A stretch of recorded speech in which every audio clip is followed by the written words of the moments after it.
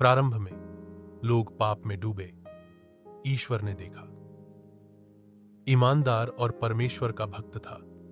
इसलिए ईश्वर ने नूह को चुना कि वह आने वाले महाप्रलय, जल प्रलय से जीवित प्राणियों को बचाए।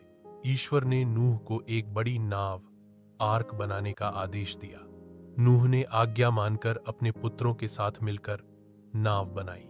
ईश्वर ने कहा कि हर जीव के नर और मादा को उसमें ले आना, ताकि प्रलय के बाद जीवन फिर से स्थापित हो सके। नूह ने सभी पशु पक्षियों के जोड़े जहाज में चढ़ा दिए और अपने परिवार को भी साथ लिया। जब सब तैयार हो गया तो आकाश से 40 दिन और 40 रात लगातार वर्षा हुई। पूरी पृथ्वी जलमग्न हो गई और नाव ही सुरक्षित रही। अंततः वर्षा रुक गई और धीरे धीरे जल घटने लगा। एक दिन नाव अरारात पर्वत पर ठहर गई। नूह ने एक कबूतर छोड़ा जो हरे पत्ते की टहनी लेकर लौटा।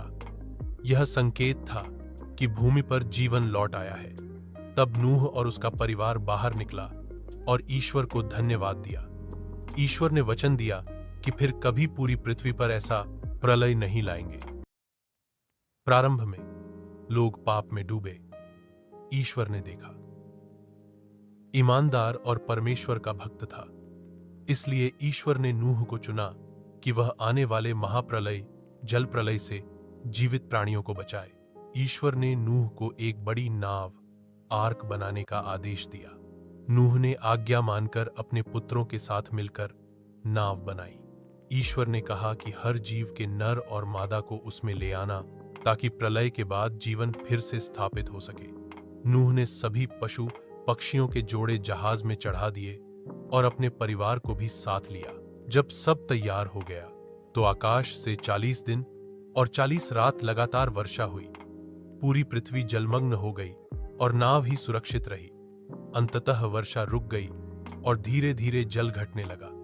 एक दिन नाव अरारात पर्वत पर ठहर गई। नूह ने एक कबूतर छोड़ा जो हरे पत्ते की टहनी लेकर लौटा। यह संकेत था कि भूमि पर जीवन लौट आया है। तब नूह और उसका परिवार बाहर निकला और ईश्वर को धन्यवाद दिया। ईश्वर ने वचन दिया कि फिर कभी पूरी पृथ्वी पर ऐसा प्रलय नहीं लाएंगे।